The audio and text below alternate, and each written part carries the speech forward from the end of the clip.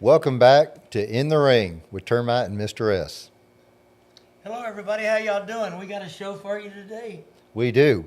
Today's It's show, gonna be fun. we've got Whitney Strickland, We do. president of TF Companies, Yes, sir. Great friend of mine. friend of yours, drives race cars. Yeah, I can't wait to talk about that. Can't wait to talk about the race cars. It's going to be fun. That's going to be some fun stuff. So, but before we do We've that, interviewed him before, and he was a great interview. And We have. It's going to be a great one again. we have. So, can't wait to bring him on. So, in the meantime, we're going to catch up on a few things. How have you been, Termite?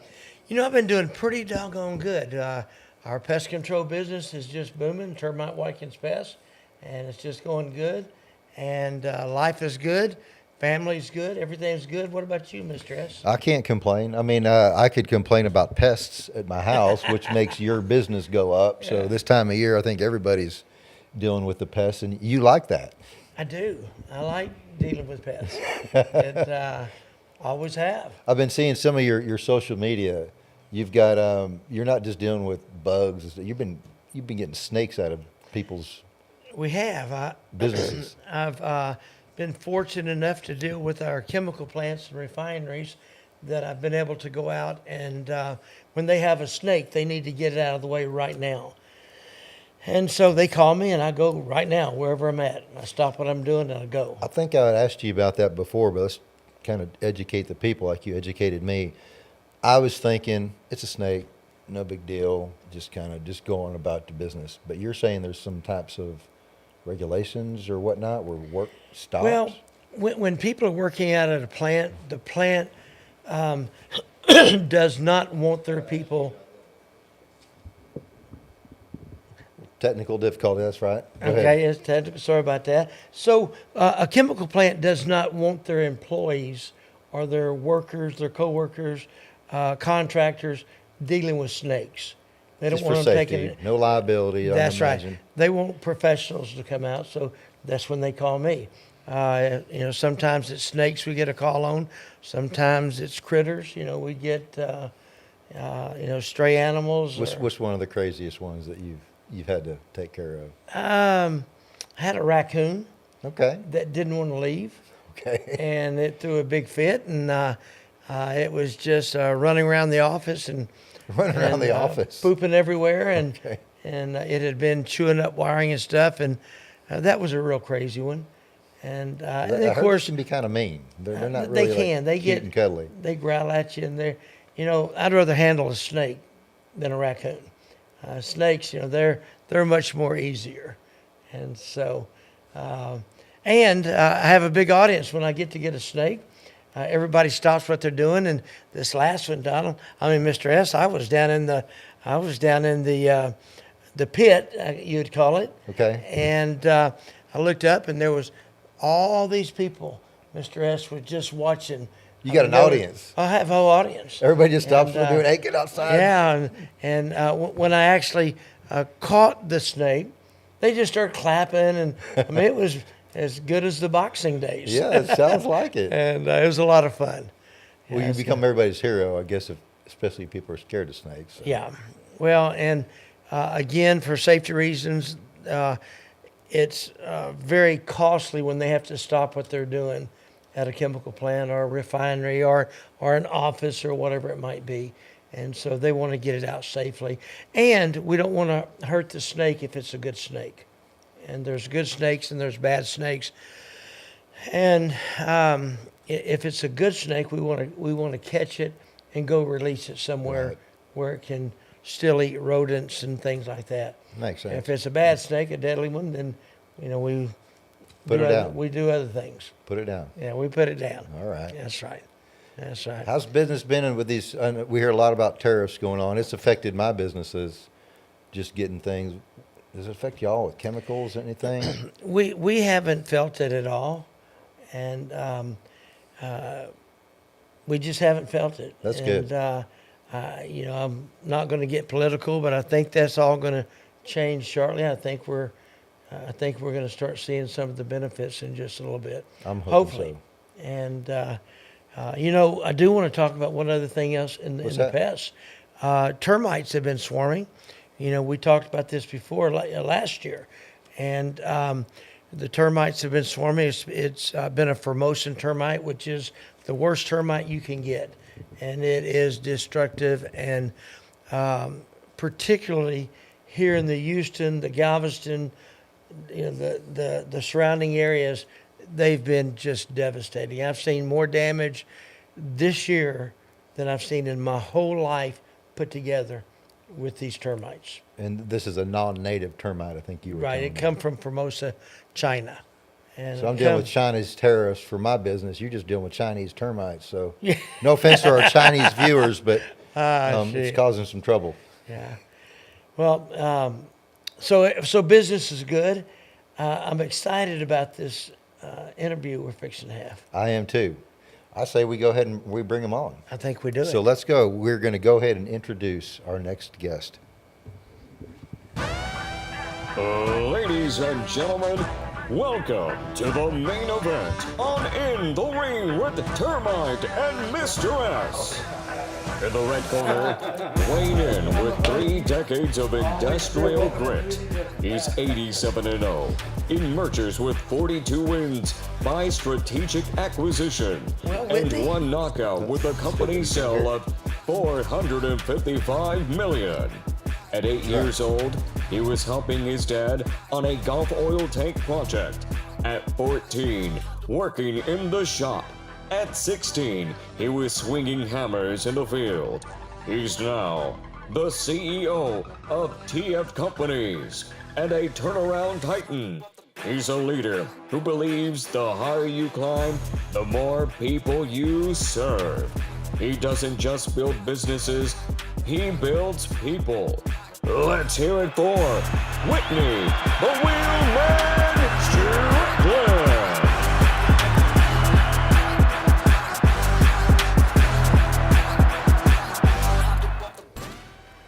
Welcome, Whitney. Welcome back. Yeah, well, Thanks. good to see y'all again. Yes, sir. Yeah. We're excited to hear what you got to talk about. All right. That introduction was great. I hope you liked it. We're Yeah. trying to capture all of your bio. Starting this out, you sent me your bio, which is impressive. Yeah. How do I condense this? It's not possible. So hopefully we're going to get into some of that.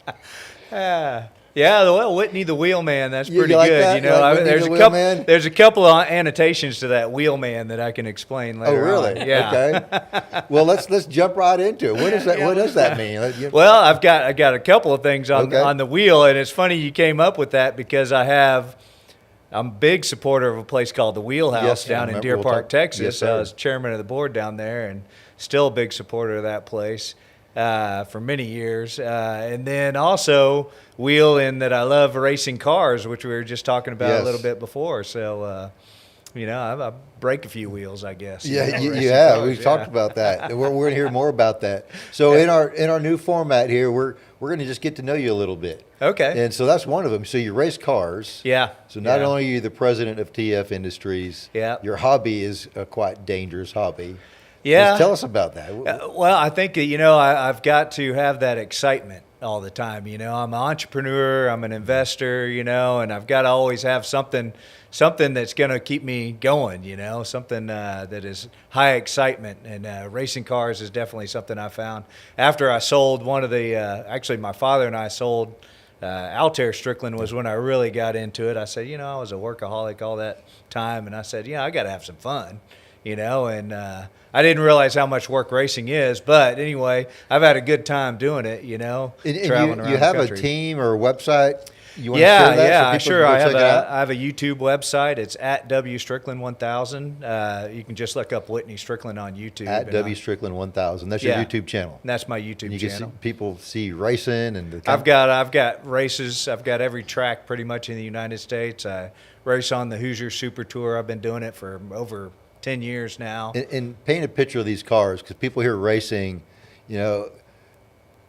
people give them a good picture. These are not just little hobby cars. No, These are no. like real open wheel. Yeah, this is an open wheel class that is very similar to a Formula car you Right. see in F1, but a condensed version, maybe a smaller and slower than 200 something miles an hour. I mean, it's 150 plus miles an hour type car, so it's still substantial. But the nice thing about them is I like classes that are what called spec classes. Okay. Where every car is exactly the same, so it's all about the driver. Oh, I see. So Yeah. you don't have a technical advantage. No, there's no technical advantage. You can't even open the motor. Nothing. Oh, wow. Yeah, so everybody's exactly the same. So I feel like if I'm one of the top drivers in that class, I truly am, one of the top drivers. That's awesome. Whereas I don't have the best mechanic or something, or Yeah, so somebody. it's not like the pit crew that can help you win. So it is your Exactly. driving. That's neat. Yeah. So Whitney, so the I come from the sport of boxing, as you well know. Yeah. But the sport of racing is actually a much tougher, rugged business. Tell me about some of the things that we were just talking about, some of the spills and some of the, Yeah. the accidents, the Pull your wrecks. mic a little closer to you. There, Oh, too. yeah. I mean, good. So the way I'll tell you a little story about the way I started racing. So I started racing the way I start businesses, unfortunately. I had one of my business partners tell me, he said, "Whitney, you're the type of guy who'd jump off a cliff and figure out how to land on the way down." I said, "Yeah, that's pretty much me, So when I go into something, I go all in, and racing wasn't an exception. I got into these little cars. Actually, my wife and I, we decided we'd go down. We love cars. We said, look, let's go get our racing license and buy a race car, and just go have some fun. We ended up buying 2 cars right away. These are the open wheel at the time. You already jumped right These into were it. actually called Spec Racer Fords, another Okay. spec class, a little lower than the Okay. open wheel. So I ended up getting one of those cars, and the way I thought about it is, good Lord, I just sold this company. I have tons of money. I could buy a dozen of these cars, and I could wreck one every weekend, and I could still get another You're one. thinking, I'm fine. Yeah, I'm I was fine. thinking, hell yeah, I No, can just whatever no I big want deal. to do. Yeah. Well, next thing I know, I'm fast. I'm real fast, but I'm crazy as hell. And I end up going to a race, and I was in second place in this race. And this guy, I feel like he brake checked me.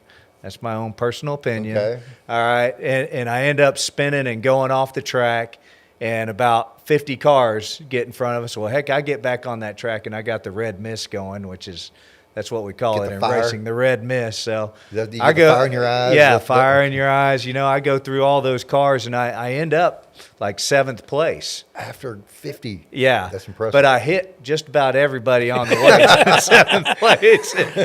And when I got into the pits there, I mean, those guys were ready to tar and feather me. I mean, I had a buddy of mine he was an old IndyCar racer and everything. I thought he'd help me out on the politics and all that, and he couldn't even help me out. Oh, so you got yourself in some trouble. Oh, they took my license right away. Oh, wow. Yeah, gave me a piece of paper, and they said, "Son, you're fast, but you're dangerous." They tried to kick me out of the, Oh, wow. the club. Yeah, so it took me a long time to realize you to gotta get back play in some good rules. graces. Yeah, and I realized, you know what? I probably should take this a little more gentlemanly on this racing. So you're competitive, to say the least. I'm very competitive. Yeah, so there's still a lot. But Whitney, that's kind of the way you've went at life. That is Yeah. the way I've done businesses, and everything else is just going all in. I was talking to somebody earlier today about people just don't realize how tough it is to start a business. And No. you go in, you don't pay yourself. You've taken every bit of savings you had to risk it on this thing. And that's that's a lot like racing a car. It's really very similar. It's risky. You're Yeah, right. I've actually written several articles. Oh, have you? Racing and business, and kind of the Where comparisons. can people between them. find some of those? This is on your On my website. I've actually got on my company website on tf-companies.com. TF Companies, okay. Yeah, I've got all those articles on there. So What kind of so did you always knew what you were going to do? Like you're talking about all these, you're telling us these stories. When you were younger, did you have any idea that you're going to do these types of things? Did you have a vision? No, not really. I mean, I ended up, my father started a business in 1976, and I was 8 years old. I was literally with him at the Gulf Oil Refinery in Port Arthur, Texas, helping him out. 8 years old. I worked for him. I was a teenager. I was working in the plants. I did tank farm maintenance for him. I mean, I learned how to weld, fit, repair all the tools. I knew everything about how to do this business, and And I probably had other choices. But I knew by the time I was 18 years old, I knew this business so Yeah, it's well. what I you was know. like, and man, it's the pay. It was great. You Right. know, I mean, compared to what other businesses you can do, or, going to college and getting some degree Right. or something like that. I did do a little college, and I went to the business school at University of Texas. But I didn't think, I was like, man, I'm making so much money doing Boilermaker, pipe Yeah, well, fitting, just and keep all on that. going. Why not just keep on doing that? So, and it was what I knew, and ended up working for a lot of other companies besides my father's company. And So did you graduate? Did you just say, I don't need this? I actually I was in business school up there. I had the good grades and everything and all that, and I was like, I'm sitting here in college and What for? I'm getting out and I'm gonna make $60,000 a year. I was like, that doesn't make any sense. But of course, this was a while ago. Sure. But I was thinking, my God, I can make 80, 100. Doing what? But I didn't realize until I was about 25 years old, and I was at Dow Freeport, and I'm tunneling a tower.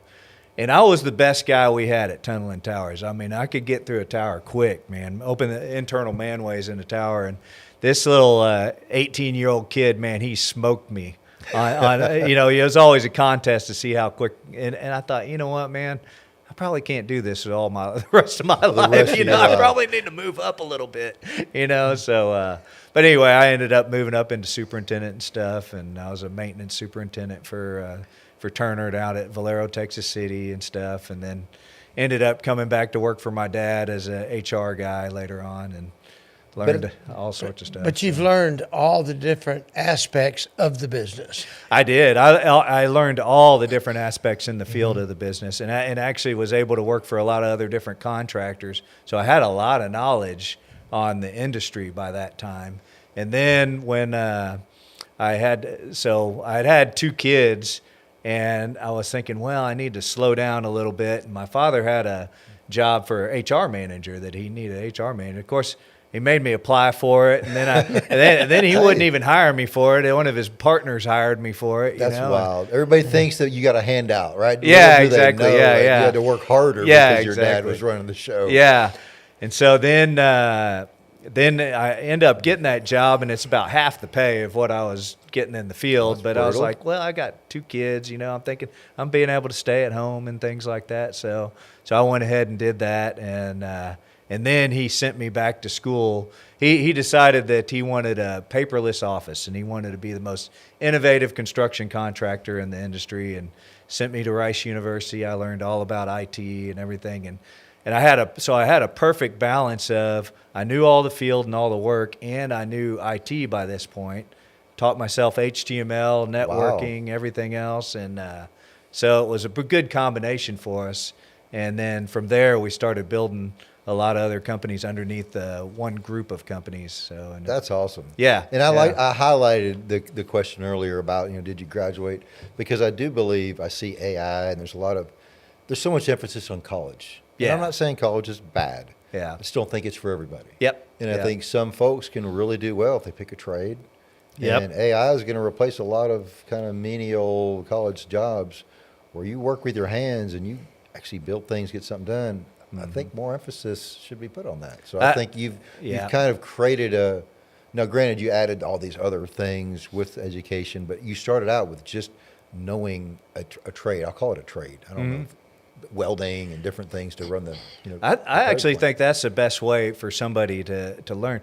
Learn a trade first, okay, and then learn the business, because that trade, and this is really important now, Right. that the blue collar guys are going to be the big winners. Yeah. They're going to be agree. big winners. And that's one thing I'm so happy about. I'm involved at TF Companies, and the other investments I'm involved in is we are fixing to see something big happen here. I agree. I mean, there's a lot of manufacturing moving here. Blue collar guys are going to be the big winners. Yes. For the people who are in the law firms and doing the accounting and stuff, they're going to be the losers, the software That's guys. right. Yeah, you'll be you know. replaced by AI. They're going to be replaced. It's going to be a chance of a lifetime for people that are the workers, the people that get the work done, Yeah. the laborers, Yep. the inspectors, the welders. I've got a friend of mine that's a welder, and he makes more than most business people that are in high places. Yep. I mean, he just makes an incredible living. I'm anxious to get to the meat of this. Yeah, let's do it. So let's end round one, and let's Yeah. go into round two. So our structure of our show is that round one was just kind of getting to know you. Okay. Now round two is, you're obviously successful in where you're at today. Round two, we're going to step back a little bit, and what are the challenges? What were the dark parts of your life that you didn't think that maybe could have taken you out? Before he gets into that, he's actually been round two. He's actually put the gloves on. Oh, you mean like, yes. He did. Oh, you want to comment on that? Well, you did. I had so much respect. A person that's done what you've done, yet he gets in the ring, but he gets hit. Yeah. Why would you do that? That was rough. That was rough. Yeah. What was the toughest part of your life? So I have to say, during that period, I was a Boilermaker pipe fitter, working out in the field and everything like that. I had started drinking at an early age, drinking and doing drugs and things like that. Actually, my father was also an alcoholic, and his father was an alcoholic. We come from a long line of alcoholics. yeah, long line of alcoholics, and so that was a tough period in my life, and we ended up in a treatment center together at one point. Wow. Yeah, which was pretty unusual, and ended up both sobering up together and everything. But then I was pretty young at that time. I went back out and, tried it a little more and all that kind of stuff. And when I was 30 years old, I ended up in jail with a second DWI. And by this time, nobody would come pick me up at jail. My mom came down and paid my bail. But they wouldn't pick me up from jail. And Too many repeat occurrences. yeah, too many repeat occurrences. They were tired Like of we it. know who's calling. Yeah. It's not like Whitney's calling again. Yeah. So I ended up getting out of jail that day, and I had to walk. I was walking, and this is after several day drunk, and I'm walking. And I'm going Several day drunk. Yeah, several day drunk, and I'm walking up the Keeman Bridge over there, and I'm thinking, man, I've tried everything to quit drinking. I've tried the AA, I've tried the psychiatrist, psychologist. I've been to 3 or 4 treatment centers by that time. I said, man, right about that time, I'm at the top of the bridge. I said, I just ought to end it all now. I don't want to live this long, slow death of alcoholism. And right about that time, I had what I could only call a sudden spiritual experience. Wow. Where I literally saw a red ball of light that was nothing but full of hope. Wow. And it was amazing. It was amazing. And then I ended up walking all the way back to my house that I had at the time, and all my stuff was out on the lawn. So I ended up living in a motel for quite a while. You're 30 years old at this point. Yeah, I'm 30 years old, yeah, and so ended up living in a motel. Took my driver's license away and everything, so. Oh, my gosh. Yeah. So anyway, I had to, luckily I had still had a job, but I had to work my way back out from going probation and the whole 9 yards, and a divorce and everything else, and All that, yeah. Yeah. So when you say rock, where was a specific rock bottom? This sounds like pretty rock bottom to me. Oh yeah, it was definitely definitely rock bottom. But I have to say, thank God I had that spiritual experience, or I don't think I would have been able to keep on going. And I was able to get a group of guys that mentored me. I said, I said, you know what, I'm gonna quit thinking for myself, and I'm gonna get these guys that are sober and they're doing things right, and I'm gonna just let them do all the thinking for me, and I'm gonna call these boogers all day long, and I did. Wow. And they told me what to do for a few years, before I could get back on my feet, and I really started thinking about, what my purpose in life was and everything, and realized through that whole process that my purpose in life is to help others. Yeah. And that's where I started getting involved in the Wheelhouse. Yeah. And helping those guys. And if you don't know what the Wheelhouse is, it's a place in Deer Park, Texas. It's completely free alcoholism drug treatment center. Say the website or something that they can it's just thewheelhouse.org. Thewheelhouse.org. I want to chime in there. This has helped so many people. Oh, yeah. I've had the privilege of going there for different occasions. I have a good friend of mine, as you well know, that's in there now. A friend of mine called me and said, my son needs help. I'm kicking him out. I'm sending him to you. And I said, don't send him to me. And he goes, no, you're the only one that can help him. And so I called you. Yeah. And he's doing good. Yeah, good. Yeah, he's doing good. We stay in touch. We're fixing to go take him out to lunch and give him his new Bible. Oh, good. And but he calls us all the time, and he's just done so doggone good. Yeah. And I want to brag some more in the wheelhouse, because when people hit rock bottom, well, they have to be rock bottom to go to the wheelhouse. Yeah, they do. Yeah, Yeah, pretty much. They've lost everything. Yeah, they've lost everything. Everybody else has given up on them. Yeah. Some of the most amazing stories of success Yeah. that's come out of there. Yeah, it is. So It's I appreciate what you do, because you're helping so many people. yeah, yeah. And you've been there, you've done that, you got over it, and it was tough. You overcome it. Yeah. Which is what this whole Right. whole thing is about, is overcoming. Yeah. And you overcome. Yeah. And I want to jump in. That's our round 3 about overcome. I want to paint the picture a little bit more about how bad it really got. So you got to the point where you were basically ready to commit suicide. Felt worthless. Lost your family. Go through divorce. Your parents kind of disown you, kicking you out. I mean, it sounds like that's pretty darn dire. Oh, yeah. Yeah, it was. Yeah, and I had no driver's And then license. you can't drive. Yeah, yeah. Bought a little $5 bicycle, you know. That's how you got around. Yeah, that's how I got around. Yeah, so. And so, I mean, keeping in mind, your dad was successful at the time. Uh-huh. So Very successful. this Yeah. is so something else. You know, you kind of paint the picture of.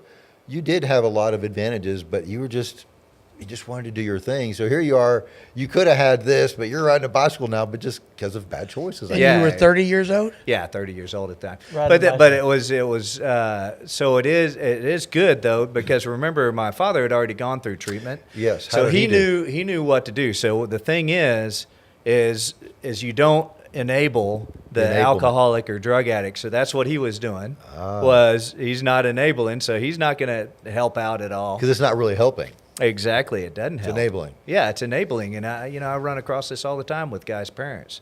You know, they're enabling them, and it just keeps them drunk. You have to let them hit rock bottom. I You guess have is the to sad let. part. Yeah, it is sad because you don't know what's going to happen to them. You know, I mean, sometimes they are going to die. You know, I mean, it's sad. It's a sad. But deal. I guess to play that out, sometimes they are going to die. But if you enable them, they're still going to die. They're It's just going to gonna die. Be a slower death. It's going to be a slower death, and it's going to be more It's going to excruciating. damage. Yeah. So Yeah. that's tough. Damage And the bad family for and everybody everything. involved. Yeah. So the best thing he could have done was nothing, actually. And so, and that was great, because then I was able to get on my own path.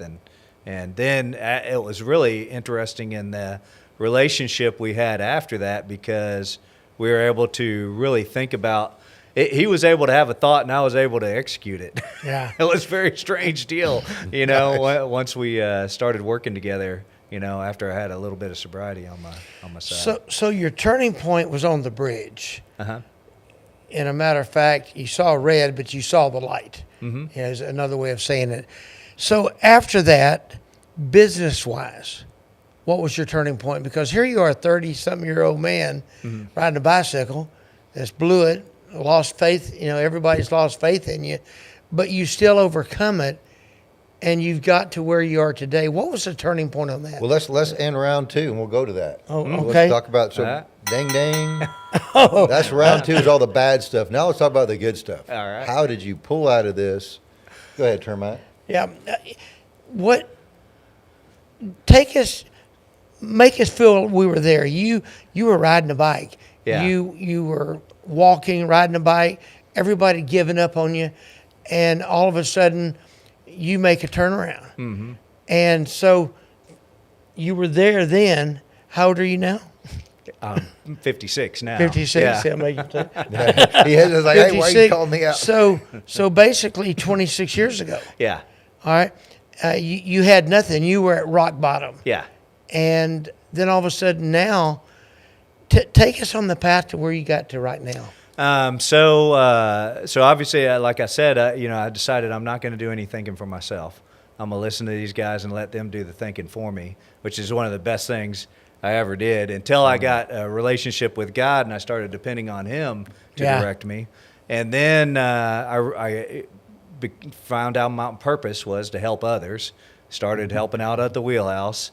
Then it wasn't too long after my father's sales guy retired.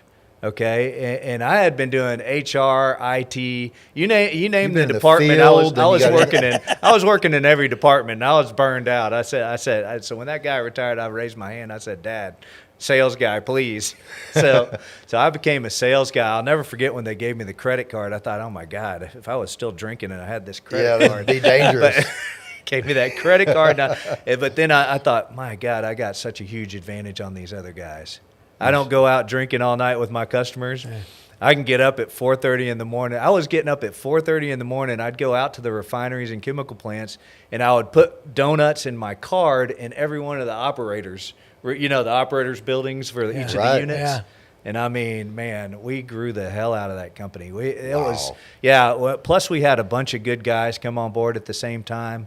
So I remember back in the early, what was that, about 2000, somewhere around there. I mean, we were like a 30 million revenue company. By 2006, we were at 240 million. That's incredible. Revenue. Yeah, it was crazy. Yeah. And it was a real good combination of my father and his good ideas, and then us being able to implement them. Execute. And execute them. And it was interesting in that he would say what he wanted done, and I knew what he wanted done. And then I could round the troops and we could go do it. So I want to talk about your dad just for a second. I had the privilege and pleasure of going to his funeral, and I had the privilege of knowing him. He was a hard man, and I can imagine. We don't want to enable people. I bet you he didn't at all, did he? Yeah, he learned since his own recovery and everything not to enable people. But I got to tell you, he's kind of a softie.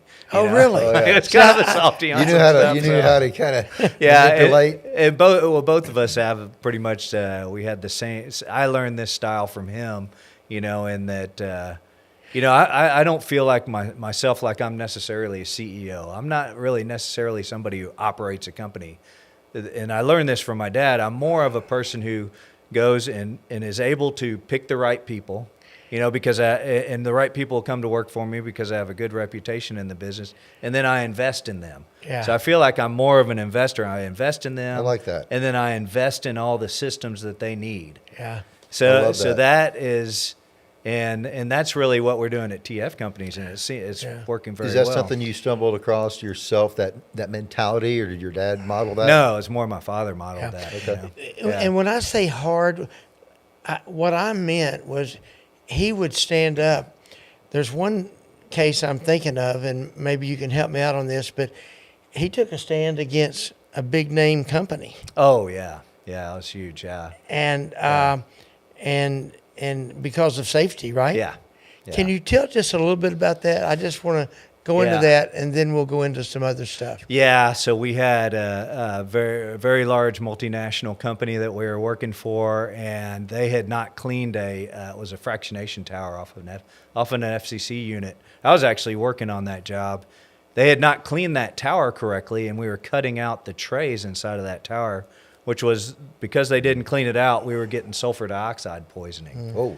Well, instead of doing the right thing, going and cleaning it up and letting us be in fresh air and stuff and doing the job, they ran us off the job.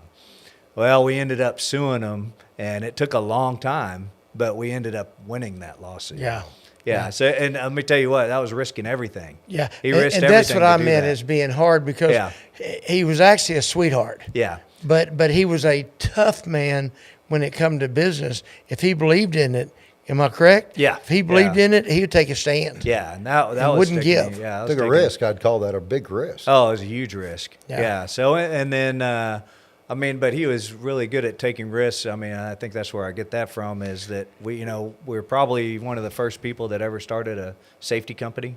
Yeah. It's called Certified Safety. Yeah, that wasn't a thing back in the day. That wasn't a thing back in the early 2000s. nothing. No.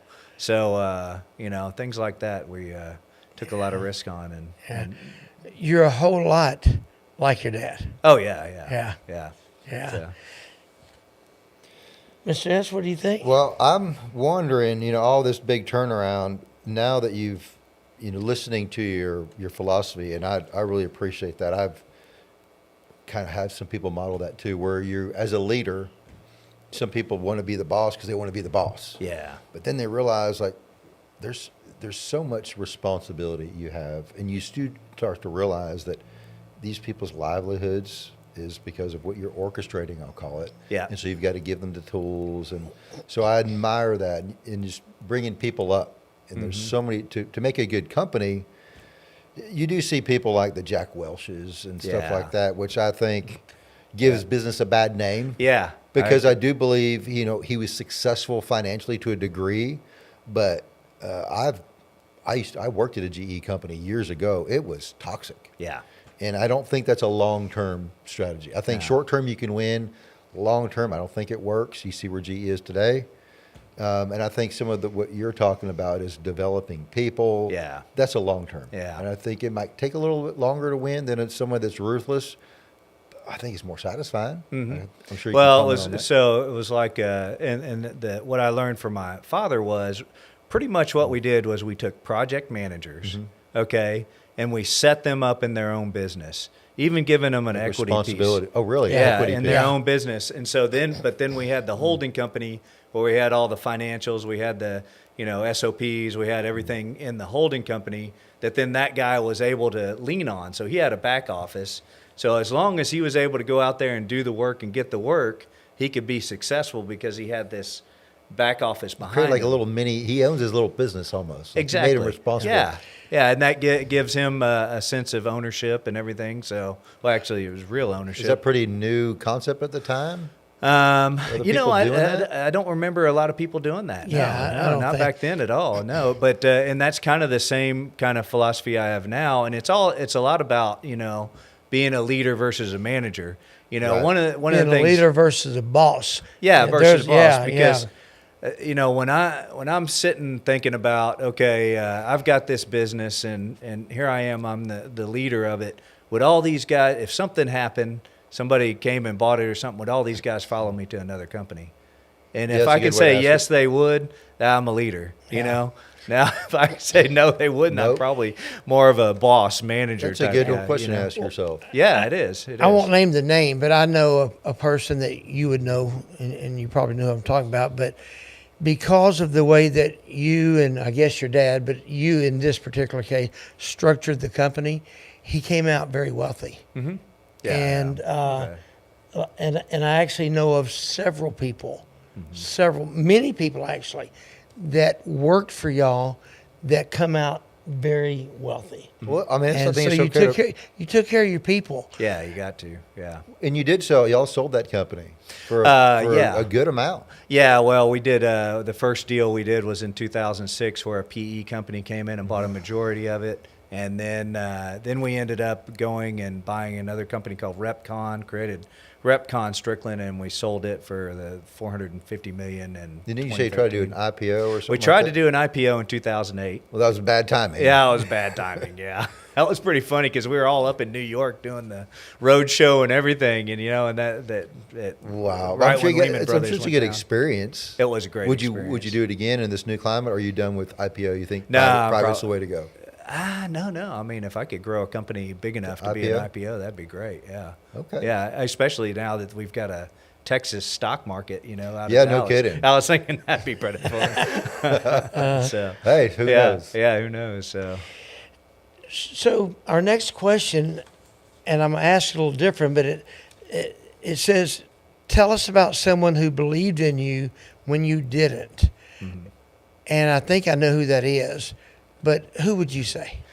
well, I mean, good Lord, I would say my wife for one thing. Okay. For sure. Yeah. Believing in me, and my kids, and definitely my father for sure. Yeah. So over Yeah. the years, yeah. Your family. Yeah, family. Family's pretty good. Yeah, it's pretty good. So Yeah, I've had good luck. and you got a great wife, and you got I've known several of your family, and Yeah. and I know people that know you, and everybody I know loves you and looks up to you. Yeah. And I'm pretty impressed with that. Let's go What's around. what's something that people might not know about you that might not be as prevalent knowledge that people who know Whitney Strickland? I think, one of the things is, when I say I'm an investor, I do like to talk to some people about investments that I make and stuff like that. And I think this is a learning lesson for people too. So in 2006, when we sold that majority of the company, I had a little piece of the company, so I made a little bit of money. Well, I had never had any money. I was like, holy cow, how I got this money, man, what am I going to do? So I went and I learned how to trade in the stock market. I went to classes, paid, quite a bit of money and spent a lot of Education, time, right? education on doing options and stocks and stuff like that. Well, anyway, I ended up growing that to a pretty good little stockpile. And also that kept me out of the 2008 crash. Oh, it did. It did. So here I got a pretty good pile of money. And in 2009, I see that real estate crashes. And so I'm thinking, I don't know anything about real estate, but I'm thinking, you know Time what? to learn. Now I'm gonna it's go time to learn buy about real estate. And you Yeah. can pick up some deals. Yeah, so I went to all these classes for months and months and months, all learning about real estate, and got in a group and we started buying real estate. We were buying multifamily real estate at $11,000 a door in Oh 2009. my gosh. Yeah, and we were selling them in 2020 for $120,000 a door. Wow. It was a hell of an investment. Yeah, so It's a timing. But Yeah, I it's timing, It's yeah. timing, but I'd credit the education too. You took the time to educate learn. yourself. Yeah, and that's what I like to tell people is don't just go out and invest in something without taking all the time to learn about it before. Right. If it's something you don't know anything about, don't put money in it. And I kind of want to highlight you're a risk taker. You want things are dangerous. Yeah. People might misinterpret like just do it. Just do it. Oh, I know. So you yeah. you have an element of See, that. they don't know that. Yeah, they don't know the background. You on have it. an element of that, but they don't know that there is some studying. There Yeah. is some education. Yeah. So these aren't just you have no idea what you're doing. Just gamble, buy some Bitcoin. Yeah. Like you took the time. It's calculated It's risk. calculated risk. Yeah, sure is. Well, let's close this round out. And now we're just going to go to kind of like lessons learned. So you've already, you've got successful companies. I know we've already kind of touched on some of this. It's right now, like, what would you say you want your kids, your grandkids to kind of summarize and know about your story? Obviously, you don't want them to repeat things, but Yeah. Well, yeah. That's hopefully they listen to me. I don't know. kids are stubborn. My kids are actually pretty good. It's amazing, when they grow up a little bit and they start listening to you, and you're like, wow, that's crazy. That kid just listened. I did to a me. good job. Yeah. So, one of the things I've been thinking about doing here lately is I've written articles for a magazine for many, many years, and I was thinking about taking those articles and putting them on YouTube. And then hopefully so my grandchildren can maybe be able to watch them one day, That's and, nice. Yeah, which I think that would be pretty cool. But I think the biggest thing is on reputation. I don't think people realize how valuable your reputation is. So I have this saying about take advantage of your advantages. Yeah. So the first thing I took advantage of was my father's reputation. Yeah. Okay. Sure. And then I used his reputation to build my to build yours. reputation. I think that should be. You kind Yeah. of build Yeah. on top of. Yeah. So reputations are worth millions. Yeah. It's true. Because it's like I'll tell you a little story about a company I just invested in. Well, I invested in 2021, I think it was. So I had these two guys. This is called Integrated Circuit Solutions. It's a great little company, but these two guys, they were. I'm also owner in another company called ProServe Technical Services, and I own a lot of land over in League City. Well, the guy who runs ProServe, a guy named Chezo, he calls me one day. He goes, "Hey, man, these kids, they keep running over my lawn, with all their trucks and all this stuff and everything." And he said, I went over there and talked to them, and they said, we don't have any money, and, we're trying to get all this business going and all this stuff and everything. And so Chezo calls me. He says, well, I got a guy you need to meet. So I go over there, and I meet with these two young guys, and they're in their 20s. And come to find out, both of them had gone through the wheelhouse several years earlier. And they knew who I was because of the wheelhouse. And then now they're seeing me from a business side. Interesting. So I was I was talking to these guys, and I'm thinking, my God, this can't be just coincidence. This has got to be a God thing. There's a reason. Yeah. And then I'll have another God thing. I was sitting down with them, and one of them's got tattoos all over his body. One of his tattoos is a big owl. Owl. An owl. The bird. Like the bird. All right. On his neck. Well, anyway, my father and I were real into Indian spiritual animals, and Okay. my father's spiritual animal was an owl. Wow. So I'm thinking, well, I got to give these guys some money, so I remember I gave them. I said, look, okay, I'm gonna give you some money, and I'm gonna take some equity in your business. I gave them $150,000. And I come back the next week to visit with them, and they both had bought brand new F-250s. You're like, wait, that's not what that was for. I go, jeez. But anyway, talking about reputation, so I call my CPA firm, and I said, look, I just got into this business. I need some investigative accounting done, and so the guy comes over there, and he's pretty high-priced CPA type guy, and he goes, I would never come unless it was Whitney that called me to do this business, and we got it all fixed up and everything. And, of course, they owed a ton of taxes we had to pay and all that kind of stuff. But last year, I think they were somewhere 18 million, something like that last year. So Or something. what Yeah. It's spoke great. to you, spoke to your spirit, whatever you want to term it, to take a chance on these kids, we'll call them? Yeah, I mean, they're young, hungry, But that's Whitney. Yeah, I Whitney mean, it was- was, and I mean, just that I knew where they had been, Yeah, So very similar paths. Yeah, very similar paths, and so I took a chance on it, really. And what the funny part about it, I didn't even think about the macro picture of the business. I gave him the money before I started putting the business plan together. So Yeah, it sounds a little bit backward. Yeah. So here you go. Yeah, so maybe I didn't Buy think 2 too trucks. much. I didn't think too much on that one. But so we then we started putting a business plan together, and then now you look at what's happened with the electrical business. I mean, they build switches, MCCs, panel boards. I mean, good Lord. So it's Yeah. been a good thing. Yeah, they're about to move into a 90,000 square foot building. I mean, it's going to be a massive business. Exciting stuff. Yeah. So that was a fun one. Well, I'm going to summarize another one. So a lot of your experience, if someone is watching right now that's struggling, maybe it's something with addiction, Yeah. what would you... Well, I would Quick say advice. the first thing is to quit playing the victim. Yeah. Your troubles are of your own making, and that's just the way it is. That's the reality. responsibility. Yeah, take responsibility for it and go do something about it. But and I mean, the wheelhouse is a great place to go. That's right. So.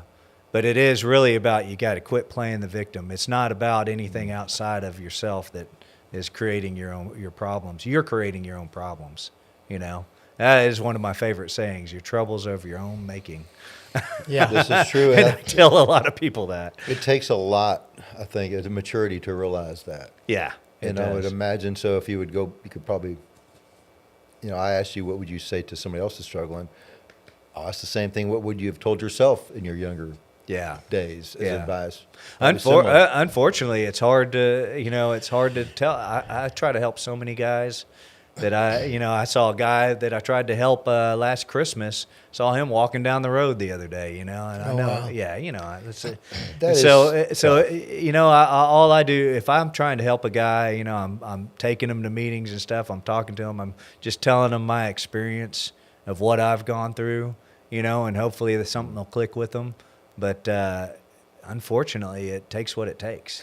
I'm gonna flip it around and ask a weird question, because I have a big heart. I like to help people, and there's been so many times I look back and I just wasted time Yeah. and money. Yeah. Now, you don't know it. I want to believe in them.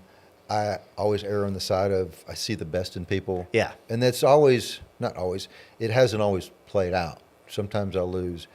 Do you have any sort of, I guess, high level little words of wisdom, rules of thumb on how to identify, or you just don't know? Maybe you just take a chance. Yeah. So you got to think about, well, was it really a waste of time?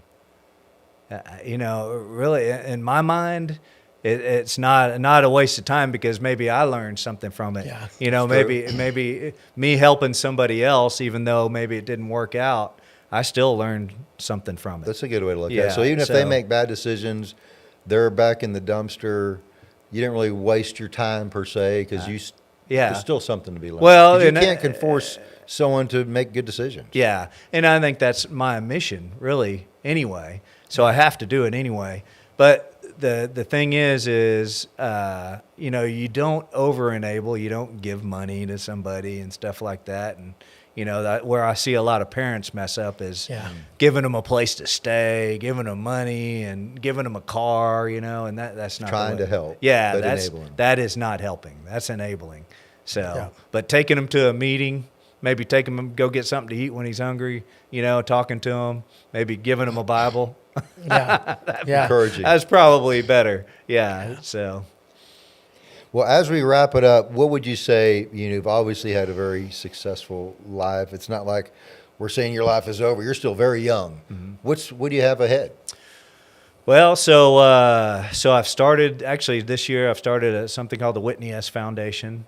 So I'm going to start building that up and helping a lot of different places. My tagline for that is eliminating generational dysfunction. So what that'll focus on is, so I've always focused on men, okay, because I believe a man is the leader of the family. Right. Yeah. So if we can get to that guy or that kid, well, there's a lot Yeah. of kids. I'm talking 18-year-old kids. Sure. Very young So men. yeah, if we can get to those guys even before they start a family, that's great. But if we can get it to the guys that have already started a family and be able to change their lives around, well, that can change the whole family. That's The right. whole dynamic. So then you can really, man, then you're changing the world right Yeah. there. So, but it's not just about alcoholism and drug addiction, I think. And that's why I'm saying eliminating generational dysfunction, because there's a lot of other dysfunction. Really, alcohol and drugs are a symptom of what the real disease is, Yeah. which is spiritual malady, which is selfishness and self-centeredness. So really, that's what you're going after, Right. whether it's Getting to the root. yeah, I mean, you have people have food addictions or sex addictions or whatever. They all have a root. It's all based Yeah. in that spiritual malady. So that's really what that's focusing on, and also there's some other organizations I want to help. There's a great organization a friend of mine, Arthur, has called Character Camp.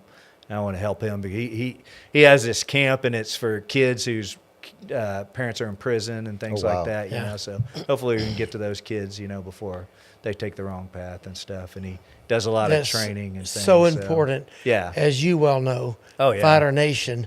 Yeah, we've Fighter got Nation, a lot of yeah, kids yeah. that Yep. mom and dad are both in prison. Yep. And I admire you so much for what you're doing, because you hit a soft spot in my heart when you talk about kids that mom and dad are both gone Yeah. and they've Yeah. got it tough. They do have it And tough. Yeah. when we get through with this, I'll have to send both of y'all. I got a lady that called me today, and she sent me a magazine that her son was in, and he was one of the kids that was getting bullied and all that, and we took him in at Fighter Nation. And the reason I'm pointing to him, he's seen so much of this through Fighter Nation. Yeah. And this young man made it. It's some 10 years later. At that time he was a kid. Now he's a 20-something-year-old, 200-something pound kid that's being successful. And in the article, she sent it to me. They never said Fighter Nation, but it was the boxing gym behind the church. Yeah. That takes kids off the street. Yeah. And helps them. And it was just so awesome. Yeah. Awesome. I'll send you that. Yeah. Good. Yeah. Good. Yeah. Well, so say that name again is Whitney S. Yeah. Whitney S. Foundation. Whitney S. Foundation. So obviously you got a lot going forward, a lot still ahead of you. Fast forward, what do you want your legacy to look like? What do you want it to be? Well, I mean, hopefully, that I've helped a lot of people over the years. That's kind of my legacy, and mainly in what the dysfunction and alcoholism and drug addiction, helping those guys. That's where Well, you're succeeding. Yeah, And yeah, you I have think- succeeded. And, yeah. and I know a young man that you're helping tremendously right now through the wheelhouse. Yeah, yeah. Even though you're not there right now, you've helped him so much. Yeah. And I know so many other ones that went through the wheelhouse that you have directly or indirectly this change their life. And that's in something in business. Of course, I could retire any time I wanted to, but I keep on thinking about, okay, well, I still want to be involved in these businesses because I can help guys through these businesses. And then, so I kind of because if you're, I know I did retire for about a year and a half there, and my wife wouldn't say that, but I did. and when I wasn't attached to any business, it was kind of like I didn't have any influence in the industry to be able to, get things done, like get golf tournament, organized and stuff like that, and sponsorships. So I feel like I need to be somewhat involved in the industry to be able to help some of my causes. Yeah. Now, are you staying particularly in the industry that you know? Is that where are you getting out? Are you? Yeah, that's what's so great about the TF companies is, one thing when my father and I had Altair Strickland, we were so turnaround centric. So you'd have a bunch of work in the spring and the fall, and then you'd be dead during the summer. But with TF companies, we have 5 different companies, and they all each do a different type of specialty. So like last year, we built a 250 megawatt data center last year, Wow. which is a big job for us. This year we're doing a bunch of power plants. The year 2023 we built a catalyst plant for a company. So it was so I like that diversification and being able to survive a lot better, and I think it'll grow a lot bigger that way too. So Awesome. yeah, Very good. Whitney, as always, it's been we great. really appreciate you coming on our show and Yeah. just sharing your story again. Yeah. And we just hope a lot of people recap some of the resources for us. So wheelhouse.org okay. is in Deer Park, and that's the Drug and Alcohol Treatment Center. And then we have the YouTube channel for if you want to watch your racing. If you really want to fun watch stuff. some really thrilling racing, it's Yeah. at W Strickland 1000. At W Strickland 1000. Yeah, or Whitney Strickland. You can just look that up on YouTube, and there's all sorts of fun racing videos. So. And then your new one, the WhitneyS.org. And the Whitney S Foundation. Now, I haven't set up the website for that, but it's Okay, well, it's coming.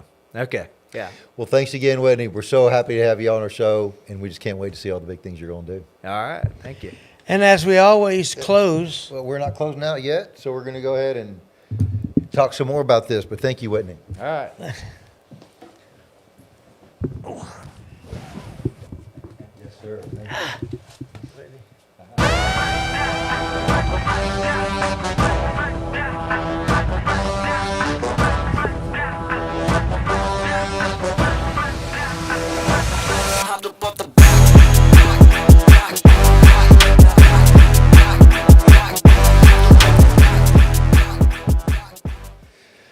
Wow, that was impressive. That was inspiring. it was very inspiring, and I took these headphones out, as you can see. Now I Yeah. got to get them back in. That's all right. Now I can hear without them, so I'm going to take them out right might now. as well. Don't need them. And Whitney's always a great interview, Yes. and he's a great person. He's a great friend, and done so much for so many people. That story ought to inspire everybody. And I think a lot, I look at him, I look up to him, and I'm growing my businesses, and I look at someone like him and the way he is leading, and I want to model that. I want to mimic some of that. I didn't grow up in an entrepreneurial family. I didn't have that, so I really look to people like him and say, wow, how is he doing this? Yeah. And I do think it's important for young people or anybody to really pick your models. Yeah, yeah. Because I made a comment about Jack Welch, and if you read about that guy, very wealthy, made a lot of money. If that's your model, you want to make a lot of money, be like him. I don't think that he's satisfied. I don't believe it was a wholesome model. I don't think the people that experience that, people made money, but at the same time, life is more than that. So when you see people like him that are building companies, you're building experiences, because all of us work, how much percent of our life we work? Yeah. So where you work is a lot of just who you are and what your life is about. So creating these companies, I'm really centric on that. Like, how do I Creating create these companies and helping so that many help people, Yeah. that help people, and these are where people come to work every day, and you are creating experiences. And so to me, I just love hearing these stories, and it inspires me to do more. That's Whitney. As we close out, one of the parts that got me, I love this part of it, is the riding the bike. You can picture it, right? At 30 years old, he hit rock bottom. That's what this story, what we're about, is hitting rock bottom and coming back. And he did that. I'm glad you highlight that. So once again, to highlight his story, he's very successful. Sold companies for hundreds of millions. But here you are, someone at 30 years old, riding a bicycle, and you might think like you're done for at 30. You're going to progress, or you're going to digress. But no, you can decide to turn it around. Yeah. You can pick it up, turn around.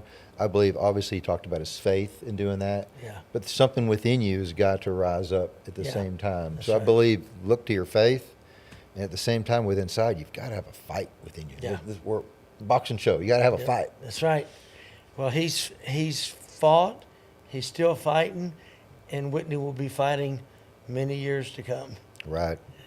Well, I can't wait to see all that he's doing. We'll follow him. Hopefully, we can have him on as a Yeah. guest Yeah. to follow up on some of these things. Oh, I as think he's going to be a great one to have come back and tell us what he's doing with all the foundations and he's just got so many interesting stories. And anyway, Yeah, I want to invite any of the listeners to ask, any questions that we could probably follow up. I don't know if we have any comments on there. If not, we'll just move on. But Drell, is there anything that anybody asked specifically?